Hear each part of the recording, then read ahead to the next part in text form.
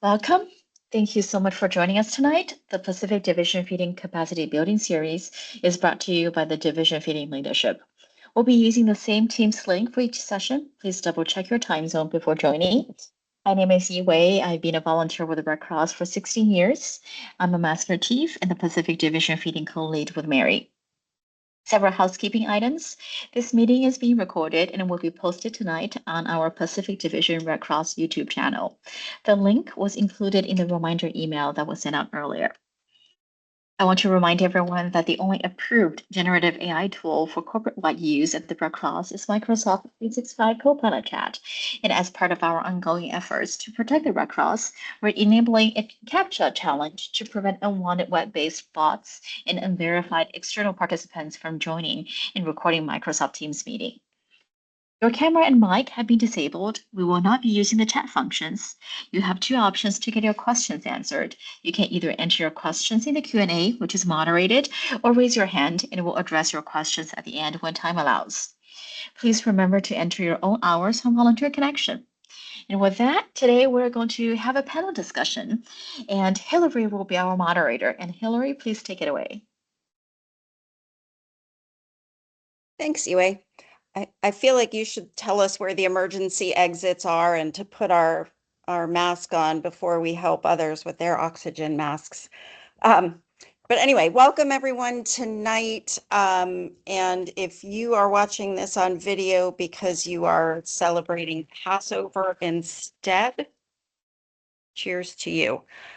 Tonight, like Yue said, we're going to be doing things a little bit differently. We're going to have kind of a conversation, and it's about, you're going to hear from a panel of responders that have a range of feeding experience and different types of feeding.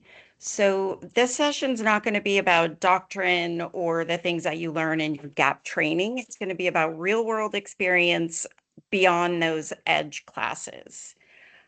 So Yue, if you could flip to the next slide, please. So as Yue said, I'm Hillary King. I am here in the beautiful but currently gloomy Bay Area, Northern California coastal region, to be exact.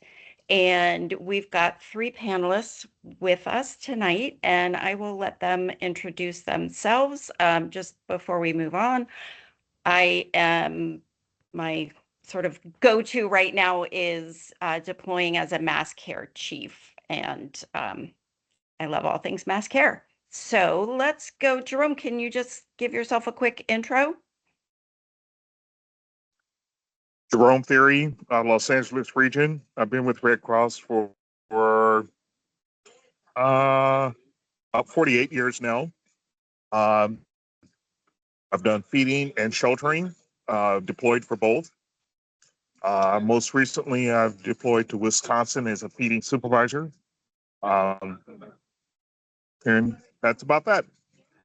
Great, thanks, Jerome. And Jerry. Hi, I'm Jerry Geiler. I am the Northwest Washington region feeding lead. I'm responsible for the feeding program in our region. And I bet I've got you beat for gloominess because we're in Washington. That may be true. That may be true. Okay. All right. And I've been with Red Cross since before COVID, so I'm a baby with the rest, in comparison to the rest of you. It's all right. It's the experience that you bring and that you get here that counts, right? All right, Sue, introduce yourself, please. Hi, everyone. I'm Sue Yaris. I am also in the Bay Area, specifically San Rafael and Marin County. I've been with the Red Cross for 8 years, and I am a feeding SA.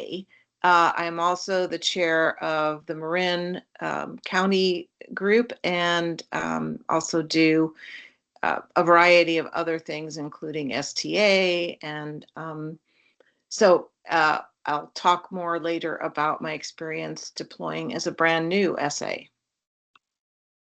Great, thank you. And with that, Yue, if we can jump to the next slide. And you can take your finger off the button because we'll just stick here for a while. So before we jump in, as I said, our panelists are going to share their experiences with a particular type of feeding, a particular role, and what they learned on the job and from others rather than from our GAP training. We'll touch on feeding in a shelter, IRV feeding, and working as part of the feeding managers team at headquarters. So we've all, if we are feeding SA or higher up, have had the same training for many, many years. But we all bring different experiences to it and have different experiences to build on that training. And just a couple of notes, since the classes that we all took online or with instructors were created, there have been new resources put into place, like say food boxes, shelf-stable food boxes that we use that are a marked improvement over heater meals or MREs, meals ready to eat. There's also some new systems that we have in place now with Red Cross that are not yet incorporated into that training that we've taken. And I'm referring to things like SCIA, our shelter client information application, maybe, and Web EOC. And we use those for counts and for meal orders and things like that. We're not going to go into how to use those systems today, but I did just want to point out that they're now in use, and that is something new since the trainings were developed. So let's get started with our first panelist. Jerry, we're going to go to you. And Jerry is coming to us as our IRV driver perspective for tonight. So Jerry, before we talk specifics about IRVs themselves and the actual feeding of the clients, can you share with us some ways in which IRV teams on the ground can help provide insight to the DRO leadership at headquarters? Yeah. First of all, you're out there amongst the clients, and a lot of them are not registered clients, but there are clients nonetheless. As we're driving through neighborhoods, we may not be gathering SCIA information. They may not even have casework or anything yet, but we're there to provide meals for them in multiple situations. So what we have the opportunity to do is have eyes on those clients and provide direct meal counts, not through our systems, but direct meal counts, either back to our supervisor or back to headquarters itself, depending on how large the DR is and the number of staff that we have. We also need to keep our eyes open for any dietary restrictions, because quite often we don't carry all the kinds of meals specifically required like our shelters do. So if we hear that, oh, I can't have that because it has pork in it, or I can't have that because that's another piece of information that we need to feed back to headquarters so that they can source meals properly. One of the other things we do is, what are our numbers on the routes? We can look directly at the routes themselves and see that fewer people are coming out for meals, but we have to be very careful about that, because sometimes during the week we may provide less meals because people went to work or the children are in school, but then on the weekends the numbers may jump and the demand may be different. So those are kinds of pieces of information that we can feed back to headquarters to help them plan for us better. The other thing that we can do is understand maybe some religious holidays, Ramadan, when fasting is happening, and people are not partaking of our meals as often or as frequently, and maybe different times of the day to give them the meals. So we can provide that information back too.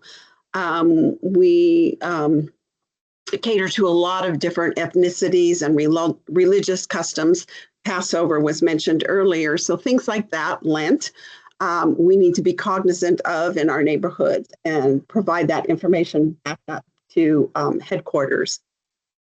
We also can provide whether or not electricity has been restored in a neighborhood, or they have enough facilities for porta potties if there's no water or anything. And those things that we see directly, a lot of times that comes from the emergency command centers, but we're in a position as Red Cross to sometimes sit at that table and provide eyes-on feedback directly to that through, and our IRV drivers are just in those neighborhoods, they see it firsthand. Yeah, I think that's really important. We really thrive on having the best information we can in order to best prepare for how to take care of those that have been affected by a DR. And sometimes feeding is the group that's kind of out and about and really has their eyes on the situation and can say, oh, this road is now closed, or it's still flooded over there, or even I noticed that there's a whole bunch of people that seem to have, brought their vehicles to a certain area, a parking lot, and they're camping out there. And maybe we need to see if we can go bring them some food or some services. So feeding is like a mini recon team as well as getting food to people that need it. So thank you. And one thing that we learn is that IRVs go out with teams of at least 2 people. And wouldn't it be easier to just have one person, and then that way, you can reach more areas or have fewer people deployed out? Why is it important that we have 2 people? We have 2 people, and it's really critical in a lot of situations. The number one reason is a navigator, the person that helps you back up and park your vehicle in places. That's just a safety part of it. But navigation is important too, because you may be going into areas you have no idea where you're being deployed to sometimes when you get on your route. Your navigator is those eyes for you on the road. Quite often in a disaster situation too, there's residual debris along the route, and your second person can have eyes out for that. Also, the second person can, even when they're sitting down, they can be preparing the plastic sacks and things like that you would put multiple meals into, so that there's something for them to do if they're not looking out the window specifically, but they're helping with meal prep. Once you're driving through a neighborhood, say you're on a mobile route and you're driving through a neighborhood, the person that's driving might not always see people in the rearview mirror that are running to catch you because you just drove by their house. And so the navigator or your second person can say, hold on, we got some people coming up behind us. Other things that I think of that have happened in my situation is that some people will arrive on their bicycles, their scooters, their motorbikes, wheelchairs, all different kinds of transportation modes.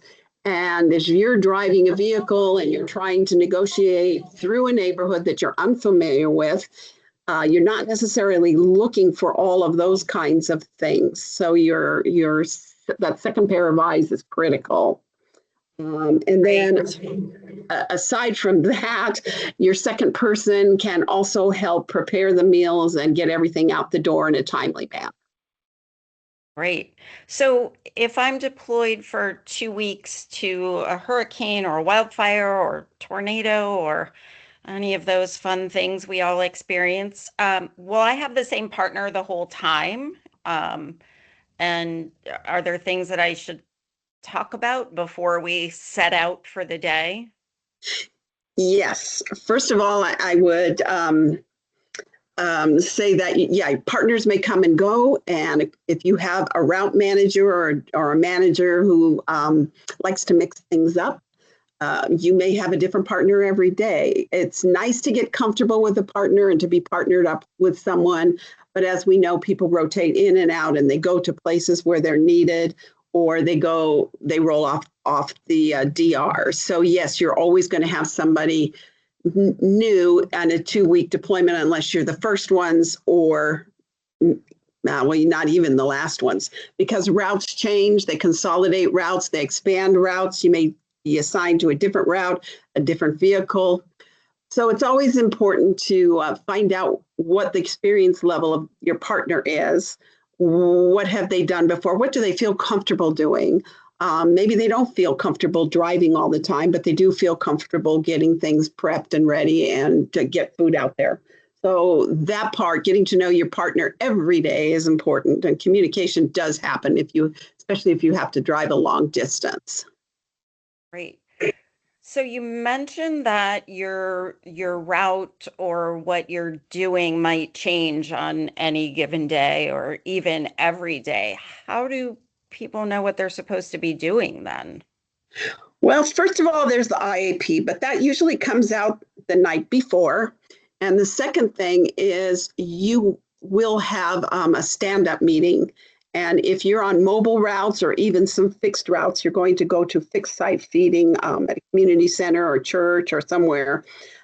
The definitive information will be handed out in the morning, and you'll get your route, you'll get your pickup locations, you'll get your partner information, you'll get maybe other logistical and situational awareness in the morning. Things change quickly on a DR. A lot of times shelters open and close overnight. So things change, and specifically with feeding. So it sounds like that morning meeting is pretty critical. Don't assume that you know what you're doing and you can sleep in the extra 15 minutes and skip the meeting, because you might be going the wrong way. And for those that caught that acronym in there, the IAP is your Incident Action Plan, and that is a document that is usually sent out every night to whoever is on the job there. And it has all kinds of information about the response, about the situation, the weather, the objectives for the next day, contact information. So it's a very valuable document, but given that it's produced today to talk about tomorrow and tomorrow night, it's possible that, as Jerry said, something may have changed along the way. And, if it said that IRV number 1234 was going to the Memorial Hall today or tomorrow, that may not be the case anymore, because that may have closed down or something like that. So let's talk a little bit about the IRV, the vehicles themselves. So do you have any hot tips on those? Because if you've seen one, you've seen them all, right? No. I've been on DRs where there's been 3 different kinds of IRVs, and I have never driven one type or the other. I think they're more standardized now, but different regions of the area have different iterations of the IRV. So I would say read the documentation. There should be an instruction manual on how to start it, and do your vehicle pre-checks. Those are really, really critical. I would say what's that? A vehicle pre-check is where you check all the safety equipment and all the equipment in your vehicle and how does it run and everything, so that if you need some maintenance, you can talk to the maintenance department, and they usually have some facilities person on site who can actually service the vehicles if they need some minor repairs, or schedule it if scheduling is needed. But I would say my biggest tip is go through the back of the vehicle where your service things are, because not everybody stocks their IRVs the same way. The cabinets and the drawers are sometimes labeled and marked, and you'll be able to find everything pretty quickly. A lot of times not. So familiarize yourself with where everything is, specifically hairnets, spoodles, all the things you're going to need while you're out there in the field, because it's harder to stop somewhere in a disaster situation and pick up odds and ends that you may need.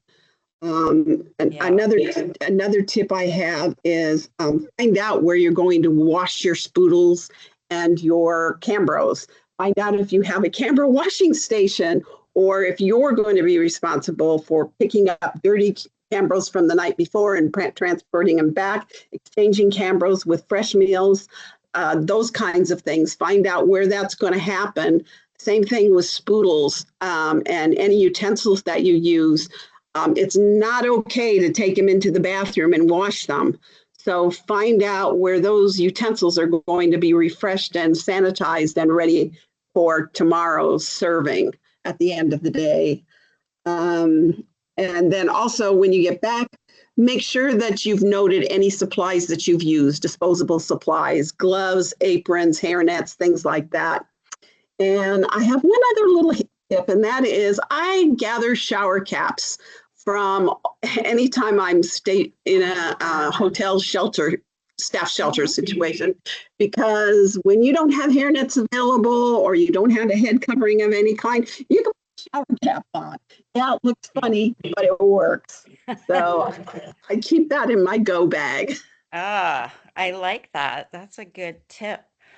Something you said made me think of a new question, which is, so if I go out with however many Cambros I have and I have food left over, either not as many people came out to get meals or the shelter population suddenly decreased, do I just find a dumpster somewhere and dump that out, or dump it on the side of the road? What am I doing? Well, there's a couple things, and it depends on your DR, what the directive is. So find out what the directive is for you. There may be an arrangement with a partner shelter where you could drop off extra food as long as it's within the safe food handling guidelines. Never, ever dispose of food from the vehicle directly into a dumpster in front of the community. If you have unsafe food that needs to just be disposed of, bring it back to your work location and dispose of it in the proper dumpsters there. And usually headquarters has proper dumpsters for that if it's a large DR. Yeah, I guess it certainly wouldn't look good if the community is thinking people are donating money and donating food and they're out just dumping it behind the building over there. So, and one of my favorite things to say when I'm doing any kind of training or talking to shelter teams or anything is, when in doubt, ask your supervisor, because if they don't know, they'll ask theirs, and there's an endless chain of people that can give us the best advice for a situation, rather than just sort of deciding the easiest way to do something like get rid of food. So anything else that you can think of before we move on to our next panelist? And then we will come back at the end with questions for all of our panelists. I guess one of the other tips I have is to, if you can and you do have consistent routes and you're able to do it, is post your feeding hours on your IRV window so that people know what times you're going to have feeding. And the other thing is find out what you might be able to refer people to or hand out to them if you do run out of food at either a fixed site or not. If you do have food boxes, or we do have heater meals still, or shelf-stable meals, MREs, any of those as backups that we can pass out to clients who may not have made it in time to get what we had available for serving. That's kind of an important tip I have too, because that's happened to me quite a bit where I've been in specifically a fixed feeding site where whole families come out and you're handing out 5 or 6 meals at a time to a single person who has a family, an extended family. And then you run out of food quicker because you really have a hard time counting the people that are going to show up at a fixed feeding site. So if you have an opportunity to pass out other kinds of meals, Red Cross approved meals, then I suggest if your DR has them, have them as a backup. Gotcha. All right. Super. Thank you so much. We are going to pivot now over to Sue to talk a little bit about headquarters. And, I think most feeding service associates, people newer with less experience, don't even think that headquarters is a possibility for them, but we have found out from Sue that that's not the case. So, Sue, tell us a little bit about what your role was and how you found yourself in headquarters to begin with. And when I say headquarters, I mean the headquarters for that particular DRO, that response operation. So, Sue, how you ended up there and maybe how you worked with the feeding team and the sheltering teams. I turn it to you. Okay. So on my very first deployment, I reported to Tampa after Helene and planning to be a feeding SA. My interest was in being experienced in being a feeding SA and a shelter SA. And so I arrived at headquarters and was sent to the mass care room and what I'll call the feeding desk. And upon arriving there, I was asked if I knew how to work in an Excel spreadsheet. It should have been my first red flag. And I said, yes, I do. And I was invited to sit behind a table initially to relieve someone else who also came out as a feeding SA, who was completely overwhelmed at the notion of working at the computer and literally said, "This is Russian to me. I have no idea what this is." And so was extremely relieved that I had shown up and he was sent out to the field. And so you can imagine this is my first deployment and I am sitting in headquarters and being asked to be an administrative assistant to the feeding manager. So no prep and no other expectations. I sat down and I started to learn very, very quickly. And so I served the manager to help organize all of the information that we were receiving from shelters and communities from what is done daily, which is a logistics meeting that happens at headquarters where all of the functions come together and talk about upcoming issues, events, new requests for community feeding, changes in shelters, those that are closing, being combined. And then we were tasked with working with our field folks, and in that case, a mobile kitchen, to be prepared to provide meals as well as external providers. And in addition, to order specialty meals through our vendor at that deployment, Easy Cater. I'm not sure that's what we use nationally all the time. And so I really hunkered down and listened and learned and began to work with the shelter team directly and figure out how do I gather information about counts that were supposed to come in, but shelters have other priorities. So I was learning to be quite sensitive with the teams out in the field and with the sheltering folks to understand that my requirements for data weren't always there at that moment priority, and to be somewhat patient with working through gathering that information. And so I developed a lot of relationships in that mass care room with lots of folks to better understand how we can make sure everybody got fed. Great. It sounds like it was a lot, but you're still here. So obviously you rose to the challenge.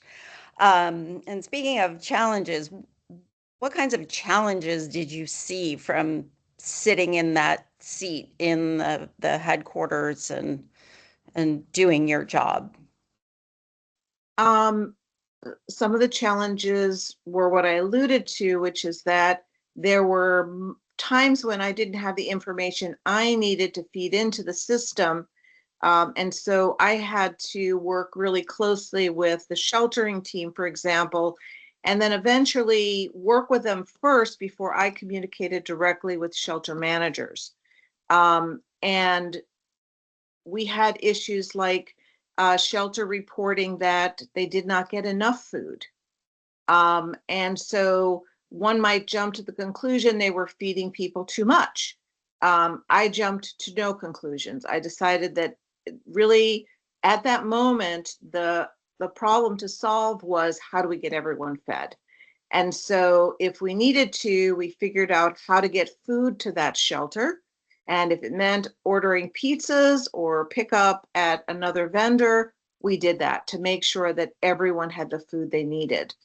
Another challenge was, and Jerry alluded to this, we have people who come and go and different needs arise for specialty meals. And so we had to work with an ever-changing landscape around each shelter and each day what they needed in terms of vegetarian meals, halal meals, vegan meals, and gluten-free meals. So we worked with that and we made every effort to get them what they needed. And when we made a mistake, and I'll say I made a mistake, thought I ordered a meal that I didn't, we made sure again, we solved the problem and we figured out what to do next time to make sure that everyone got the meals they needed. We had, this goes back to getting out there with herbs. We had a vendor providing meals to a remote feeding location. The herb went to that provider and it was a new manager. They had no meals prepared. So they were an hour and a half behind and they couldn't communicate with the remote location because there was no person on site.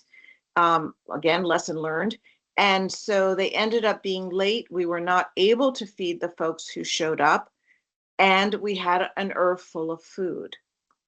Thank goodness for experienced herb drivers who I communicated with. And they said, hey, we passed another mobile home, a few mobile home parks. On our way here, can we go and feed them? Went up the chain, said, absolutely, let's use the food. They went and showed up at a mobile home park and fed everyone there. And those folks were incredibly grateful because they still didn't have all their utilities back. So we worked in tandem with folks to try to figure out again how to best use our resources, the food that was prepared. Communication was always an issue. And so we tried to learn again every day from the issues that arose and address them for the future, for the next days, talking to folks in the field, our field manager. We learned that our vendor, our remote kitchen could provide some specialty meals, but we did not know that. And so we actually had to backtrack and start rethinking how we worked. So it was a lot. It was a very steep learning curve, but very exciting in many ways. Yeah, that's great. And thank you for sharing all that. One thing you said in a couple of different ways that really stood out to me was when something went wrong, and say you've got 100 clients at the shelter, but they've run out of food when they've only gotten through 80 people in the line, that yes, that's an issue that needs to be resolved, and we need to go and investigate and figure out, is it because they're using the wrong size scoop? Is it because the vendor is not filling it up high enough? Whatever it is, and that all needs to get addressed. But first and foremost, we need to get food in those people's bellies. Those 20 people, we don't get to say, well, sorry, we ran out of food, so you're on your own. And I think that's a really important message that, feeding's purpose is to make sure people get fed.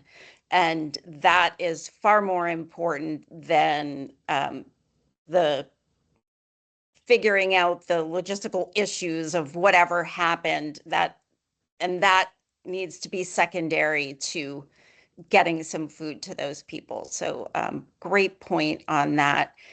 And you had mentioned to me, we just have another minute, that sitting in that seat and seeing all the new people that came in for feeding, and new people that came in for as shelter workers, that there was something you mentioned about some of them having different expectations or false expectations of what that time on deployment was going to be. Can you share a little bit about that? Sure. One of the things that one might assume is that before someone's deployed, they have some understanding about all the many things they might be asked to do. And as I sat at this table and got to see shelter folks show up to report and get assigned, and feeding folks, I realized that there were a lot of folks who did not understand that there wasn't just one job and one job only they might do. That there might be an ask like I got, which is, hey, would you please sit here in headquarters? And I didn't balk. I mean, if that's what they need, that's what the deployment needed. That's what I was going to do if I could help in that way. So folks would come in and say, well, I didn't bring my cell phone, even though we need to be able to communicate with them while they're heading out to a remote site, or they're going to be sent to a hotel somewhere that's 50 miles away from headquarters. Folks came in and said, I didn't know that I'd get my shift changed or my location changed. I thought I was going to be assigned and stay here. And so a lot of work got done to try to clarify those expectations. But I was sad to see some folks who just didn't really absorb that and felt very disappointed at the end as they were exiting, that it wasn't exactly what they expected. So I got to sort of be an observer of that. And so the tip would be, as much as we can in Blue Skies and in our, DRAs, our offices, to have a talk with folks and share experiences like this and say, you might get asked to switch shifts. You might get asked to switch locations. You might be asked not to be an IRV driver, but to show up and help at the mobile kitchen, or you might be given some other job. So for me, it was eye-opening, to say the least, to get to see folks come and leave, and what their feelings were about their deployment, which was very, very powerful to see. Yeah, so it sounds like a suggestion would be, if you haven't deployed before, or even if you have, but in a different gap, each time you're going to go and do something new, ask other people from your area, ask your deployment people, ask anybody you can get in front of, what should I expect? What might it be like? And always, I should have put a little superhero cape with the big F for flexibility on our slide next time. But yes, we do always hear that we need to be flexible and, semper gumby, and it really is true. No matter what you're doing on a DR, it could change, and it is usually because situations are changing, not because people don't know what they're doing and they just keep messing up by telling you you're going to go here instead of go there, and then change their mind. Yeah, I mentioned earlier, like, no assumptions, but always, as you recommend, that the notion of good intentions. Believe that people have good intentions. Jerry alluded to the fact that things just keep changing, and things keep changing. That's the one given. Great, thank you. On that, I think we'll go over to Jerome to talk a little bit about shelter feeding, and I appreciate everybody saving their questions, and we'll get to them in just a minute. Okay, Jerome, let's get you off mute. There we go. So tell us a little bit about your assignment to Wisconsin and what you were doing there for feeding. We were feeding from the shelter. The shelter was in the phase of SRT was working with the clients and getting them relocated and getting them situated and whatnot for those who couldn't return home. And for those that could return home, they were getting them whatever they needed, whether it be food or working with the clients to find out what their needs were, to meet their needs, to get them back home. In the meantime, they were in the shelter. We were doing feeding. Feeding was provided, the food was provided by one of the partners. Somebody set up an agreement with the college, which I recommend we reach out to. The food was out. I can't say enough about how great the food was.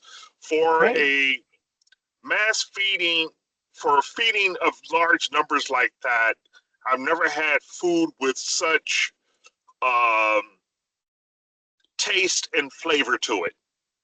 Great. It was almost as if my mother was there cooking it herself for my father and the family. Gotcha. The food was spectacular. I don't think I had a meal that I wasn't happy with. Wow. Sign me up. It was important though to establish on the line of running out of food. It was important to establish a standard. Oh, he looks like a big kid, so I'm going to give him 3 scoops. Mm-hmm. Versus you need to set a standard. You know, one spoodle scoop is a serving, or whatever the standard may be, so that you can make the food stretch out. And for those, I mean, they didn't teach us how to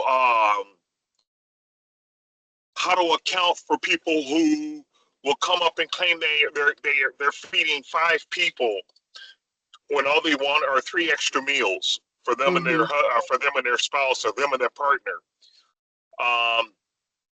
and how to deal with that. Think we ought to communicate more that, look, we want to feed everybody first, and then you can always come back. There'll be plenty for seconds. We usually have plenty for seconds. You can come back for seconds. Another thing I would like to stress was, I'm a real stickler for this. I always feed the clients first. Clients always get fed first before I feed a Red Cross worker.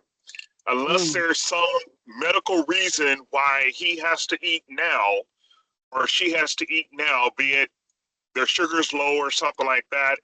I am conscious to that and sensitive to that, being that I am myself a diabetic, and sometimes my sugar gets low and I got to eat. But as a rule for me, please let the clients all eat first, and then we'll serve the staff. Mm-hmm. Good point. That way, if we run out, more than likely you have a mission card, and if you don't have a mission card, I have an MCPC, and if I have to, I'll run to McDonald's or something, or I'll get you something if we have to. But the client should eat first. Another thing that I try to do, it doesn't always work out for me. I try not to serve a dish that I wouldn't eat myself. Now, there's a caveat there, because there's some foods that I will not eat. I do not eat beans. I will not touch a bean. Some dishes come with refried or whatever beans that there is, especially depending on the culture that you're serving. Beans is a common staple for a meal. Unfortunately, I'm gonna have to either I'm gonna eat around it, or eat something else, or in that case, I probably won't eat and I'll just simply use my mission card at home or when I'm Mhm. off. But I try to eat what I'm serving Mhm. um, at the end, but I try to at least eat what I'm serving. And if I can, Right. if they're still there, I try to eat with the clients. Um, Mhm. it kind of feels part of trying to make them feel welcome, and I'm part of a team. I'm not above them, or if I need a break, then I might take a break off site or in another room or something like that. Um, but for the most part, I try to eat with the clients to make them feel comfortable and so forth. Um, Great. Well, another so let me ask you a different question too, is so we know how important it is for us and for the clients that we're able to provide nutritious, hopefully delicious meals to all of our clients. But we also know that there are people out there with medical needs, with religious, cultural reasons why they may not be able to eat that standard meal that is being served that day. Um, how does the feeding team know that there are, 3 clients that need diabetic friendly meals and 2 that are vegan or vegetarian? How do you get that info? It's communicated to me as a feeding supervisor on site, then I take that information and I communicate it up the chain to my feeding manager back at headquarters, and um, hopefully that will be we can accommodate. Hmm. With the college, there was I can't remember exactly what the meal was or what the requirement was. I think it was a vegetarian. Yeah, it was a vegetarian meal. Hmm. And the kitchen would set aside, I think we only had one vegetarian. So they prepared a special meal that was just vegetarian. Great. That was vegetarian. Now, the problem was quite frequently, not every time, but quite frequently, it was the same thing. Hmm. So we had to communicate that to the kitchen. Can you kind of mix it up a little bit or throw some variety in there a little bit, so that he's not eating tofu and I can't remember what it was exactly or whatever it Hmm. was, but he wasn't eating tofu. The meal didn't consist of a constant tofu twice a Right. day. Gotcha. Okay. And this is one of those areas where, I mentioned earlier that we have some new technologies that we're using. And this is a great example of that. When the shelter team is registering clients at a shelter, one of the things they're asking about is dietary restrictions, and things of that nature. And that information all gets picked up and put into a dashboard that then the people that are responsible for ordering the food and working with the kitchens or the vendors can have that sort of at their fingertips and let the vendors know what we do need for each ERV or each shelter, things like that. So an area in which technology is actually helping us be able to better serve the clients. I think, Jerome, thanks for that perspective on feeding at a shelter. I think what we want to do now is go to Q&A if Well, there is any. I see Jerry's you've got before your hand up. before we do, Uh-huh. the one thing that I wanted to go ahead and also stress on, it was brought up a couple of times already, but I figure that you can't stress it enough, is flexibility, and that you may be brought in as one thing, but we don't need another SRT worker, but I do need a feeding person. Would you mind switching over? Mm-hmm. and helping us out, or whatever. Or would you mind just stepping in the role for now until I can get somebody else in, or for whatever?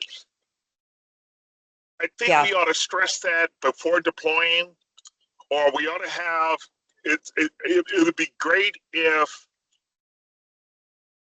we expect a heavy hurricane season, and we have a bunch of new volunteers, a bunch of new people who want to deploy, who've never deployed before. Maybe we can have a group session and bring them in, and we can talk to them and tell them what to expect. We used to do a in-depth training, a very deep training on what to expect and what to do before you deploy. When I first started 10 years ago, we don't quite do that anymore. Not to the depth that we did back when I first went out. Right. Yeah, I agree. That's really important to set those expectations and make sure people aren't too set on exactly what it's going to look like, and anything that strays from that will be, kind of shattering to them. Great point, Jerome. Thank you.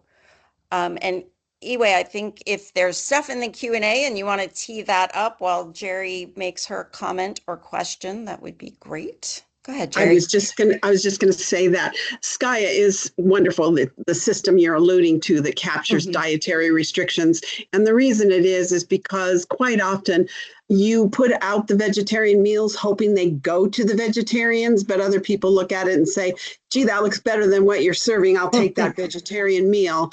So what I like about Skya is that I have a name to put to that meal, and I can actually write names on vegetarian meals, and they go to the people that have that dietary restriction, where before it was a little bit invisible to us. Right. Or maybe initials, so we're not giving away people's names in the shelters. But yes, point well taken. Thank you.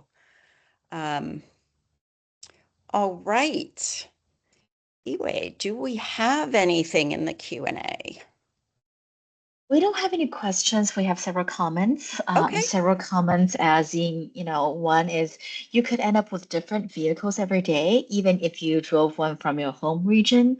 Another one is hotel shower caps make great rain covers.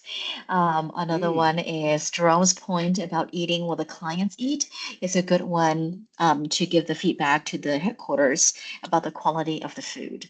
And that is it from the comment section, and I do see a hand up, so let me go ahead and allow Mike, and that's Thomas. Would you like to come off mute to ask your question?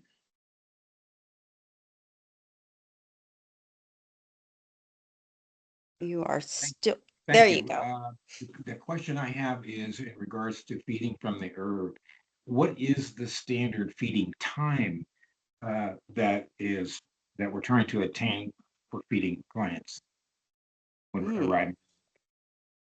Great question. I personally don't have an answer. I'm going to throw that to Jerry or Mary, Kay, anybody who's got the expertise on that. Well, I can respond to it. There are actual times set forth on one source, but as several people have mentioned, every DR is different. So you have to work with your supervisor to figure out what's the correct timing. Of course, we want something in a 2-hour block. We don't want lunch served at 3 o'clock in the afternoon, right? So my best advice is work that out when you get on the DR. Talk to your supervisor. You're driving an hour from the kitchen. So, you've got to leave at 11, so you're there at 12. Just know that as best we can, we're looking at normal breakfast, lunch, and dinner times. And sometimes, just to add to that, sometimes a tactic that we might use with certain vendors and in certain circumstances is we might pick up 2 meals at once. And it would be like a hot meal for them to eat right now, and then a cold meal or a shelf stable, I guess, meal that they could save for dinner, say, or for the next day, Okay. if there was going to be trouble with timing. Great Yeah. question. Yeah, I'd like to add one other thing to in regards to the DRHQ experience. I was deployed to Mississippi at the ice storm. I was deployed as a shelter assistant. In regards to going to a deployment and thinking that you're going to have a certain position, I was informed before I left, do not be surprised if things change once you get there, because that it just happens often. And so the very first day at headquarters, when the 18 of the volunteers that arrived, there was a briefing about what was going down. And I ended up becoming an evening supervisor without any training because I didn't have any. So I volunteered that. So yeah, it was really helpful for my region to inform me to always anticipate a change in the kind of job that you're going to be assigned to, and then go with that. And that Yeah, really helped. absolutely. Yeah, thanks for sharing that. Julia, I see you have your hand up. Trying to get off mic. I'd like Kathleen Elliott, because she's an NFO admin, to come on and explain what the NFO is and what they do, and why the purpose of the inspection on the ERV vehicles. Yeah, great. Thank you so much. And for our acronym newbies, NFO is National Fleet Operations, I think. Kathleen, correct me if I'm wrong on that. And yeah, if you could share when you might be assigned to a DR and what the NFOs do, and that would be great. Oh, thank you. So you are correct. NFO is National Fleet Operations. And when an operation becomes a level 4 operation, and there are more than 10 specialty vehicles that have been moved in from out of region, is when NFO is added to a disaster response. We are deployed with a mechanic, and the mechanic comes with a maintenance inspection truck and an admin with that. Their job is to assist drivers with small mechanical issues with their vehicles. They always have DEF, which is diesel exhaust, and I'm forgetting what the F is standing for, but this is an additive to the exhaust system of our diesel vehicles that needs to be checked at it's one of your daily checks of running your vehicle. So every day that you drive an ERV, you need to inspect that vehicle. You're checking not only the safety things, you're checking the oil, and you're checking your DEF levels of the vehicles. And the mechanics will have that DEF additive that is never ever to be stored on one of our ERVs, because remember, those are feeding vehicles, and that back end needs to be very sanitary. So we don't want that DEF at all in the vehicles. We will inspect the vehicles when they arrive on the job if we are placed before. So as soon as the vehicle arrives on the job, we inspect it to make sure that it is still fit to run its mission. We're there to help, and we like to see it every 3 days just to make sure that you are maintaining your vehicle, that you are driving properly. You can come visit us anytime earlier. We're also there if you have a problem. You can call us and we'll be happy to assist you in, maybe we'll come and help you fix whatever it needs to be fixed, or we'll tell you to call a tow truck and get it to the shop. But we're there to help you keep that vehicle working and running its mission. Once the vehicles are no longer needed on the job, Feeding has decided we are done with these 3 vehicles. We're going to inspect them again to make sure they are fit to drive back home, and transportation will release them to send them on home. Is that what you were looking for? That's great. I think that's really helpful, Kathleen, and probably a lot of folks on the line didn't know that we have our own sort of, mini AAA that follows us when we have a big feeding operation on a DRO. So thank you. And I'll point out another thing that they can help you with is if there's some little quirk to that vehicle, maybe you have, a next gen whatever version in your region back home, and one that you're using on a job is slightly different. They can help you figure out, how the heck do I get the mirror to move, or get Absolutely. We will the help you. defroster on or something. Right. Our poor vehicles, every year Mercedes changed the style of the body every year. And then we had 3 separate outfitters who were configuring the back end of the vehicles. So pretty much every one of our vehicles is unique.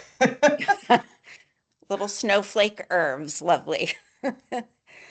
But great that we have people like the NFOs and your fellow IRF drivers, right? There are some people that deploy multiple times a year for, sometimes multiple weeks at a time as IRF drivers. So they're very experienced and they've encountered all kinds of situations.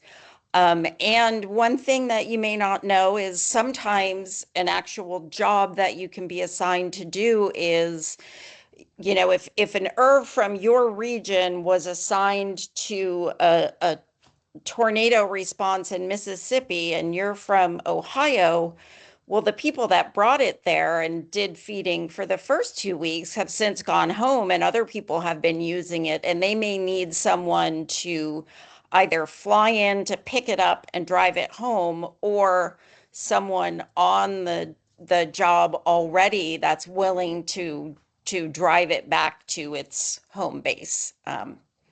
So that's another little thing that some people like to do. Oh my goodness, we've got questions. Mary. Well, I know we are 2 minutes now over, and I'm sure Yue wants to wrap this up. I just wanted to say I am thrilled to see all of these people on the line. I think our presentation today was fantastic. I'm really excited about seeing all of you out there on a DR shortly. And my deepest appreciation to our 4 presenters, three presenters and Hillary. Thank you all for joining us. We are a little bit more than halfway through the series. Yue will send out some more information shortly, but I'm looking forward to next week where we're going to get a little bit of feedback from you guys. So again, I don't want to cut people off if they want to stay and ask some questions, but thank you all. I am so happy to see you. Agreed. Thank you, Mary. Thank you, Hillary. I do see 3 questions in the Q&A. I'm going to defer to the panel to see if you'd like to answer at this time or if you'd like to defer to the next week. I'm happy to stay on and answer, although I may not have the answers, but why don't you throw them out there and we'll give it a go. I'll stay for a few minutes. Yeah, and if somebody has to go, Okay. and yeah. The first question is there been an effort to standardize the vegetarian meal rather than relying on the vendor to offer what they want?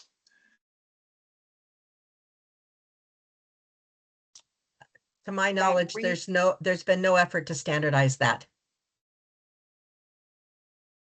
Yeah, I've not heard anything about that. You can try to standardize it, but as soon as you get to Diddy White Diddy across the country, that standard is going to go out the window. Right. Yeah. Thank you. The next question is, if there is extra food, are we allowed to donate it to a local church instead of throwing it away? Yes, assuming it is still safe and that it's not that we're going to go give it to a church on Saturday and they're going to keep it on their counter for overnight and it's going to, go bad. So I think it's going to depend on what it is and what the timing is.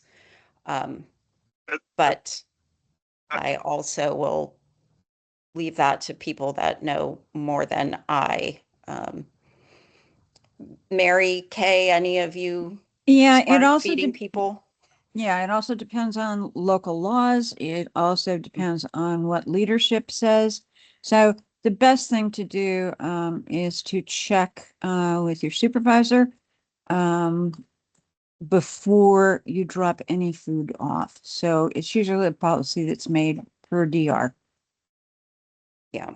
When I had extra food left over, which we quite often did, I got permission from from management, and we found a local homeless shelter that we dropped off to, and they were more than happy to take it off our hands. We transferred it over to their pans and so forth, because I had to return the pans that I had. I had to exchange them daily, and Right. so we would transfer it over, and the shelter was very happy to receive it, and I gave the contact to the local region, and so they'll have a resource going forward. Great. Yeah, smart. Anyway, I don't know if you Thank had one you. more in the queue. Yes. That the last one is, may I ask why a volunteer's tasks or duties change if deployed? Is it due to not having adequate staffing or is it based on different reasons? I can definitely answer that. So typically what happens, especially at the beginning of a response, often it's a moving target as to what that response is going to be, where the needs are going to be, how many people are going to be impacted, what our service will look like. And so we're recruiting volunteers to go and help out as soon as possible. But we don't even really know what we need the help with until more information comes in. So sometimes it's a matter of we think there's going to be lots and lots of shelters and not too much of something else. And then as things shake out, as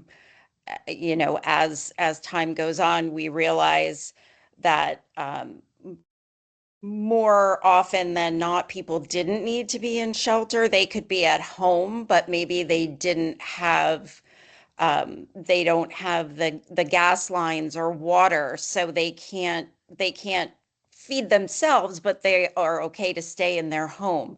So in that case, we wouldn't need as many shelter people, but we might need more feeding people. Yeah. So that would be a big change in role. And a smaller change might be that, on the first day you got assigned to feed in a shelter and then that shelter closed. And so then we turned those resources over and sent them out into communities to do feeding out in a community or to go help out at maybe a resource center or something. Those are a couple of reasons. There are Yeah. probably 20 others. Hillary, and it's not always a bad thing. Hillary and I were involved in a very large exchange where she had too many shelter workers and I didn't have enough feeding workers. And really, we brought a bunch of sheltering people into feeding, and it was a wonderful experience for all of them. They thought, wow, this is really cool to be in feeding. And feeding thought, wow, these guys from sheltering are cool. So it ended up to be a wonderful experience. And I think that's normally what happens. So be open to anything that comes your way. It could be a great experience. And just remember that if you get pivoted to a different role or even to a different kind of gap altogether, that there's people there that are going to help you be successful. Absolutely. So you don't have to think, oh no, I didn't get all my training. I don't know all the rules and policies for this. People are going to help you. And I think hopefully you've taken away from this session tonight that a lot of what a lot of what's helpful for us to know in the field, we don't actually get from the official GAP training. We get it from on-the-job training, talking to others, being around the work as it's going on.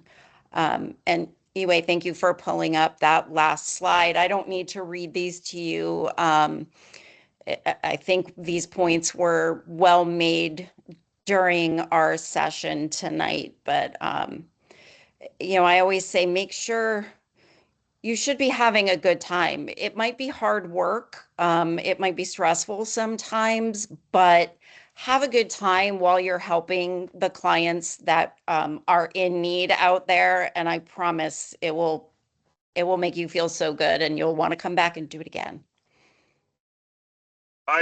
On that note, there used to be a poster, and there still may be some remnants of it around and whatnot, but back in I guess it was in the 90s, they had a poster that read, "You'll never work harder, you'll never get dirtier, but it's the best job you'll never get paid for."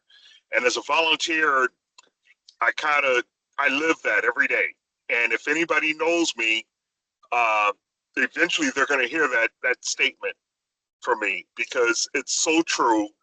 And that's the reason why I continue to do it, and I've been doing it for so long, is because the work that you're doing is so rewarding, it's so satisfying. The clients that you meet and the people that you interact with are usually so wonderful, and I have so many positive experiences and so many stories that tell me, that remind me of why I continue to do what I'm doing. So I call them my aha moments. Yeah, thank you, Jerome, for sharing that. I think that's a great way for us to wrap it up and go out, unless you have more for us, Yue. Thank you all so much. That is it. Thank you all for staying us with 12 minutes past. And we'll see everyone next week, same time, same link. Have a great night all. Thank you. Good night. Thanks all. Hope to see you out there. Thank you. Thank you, everyone.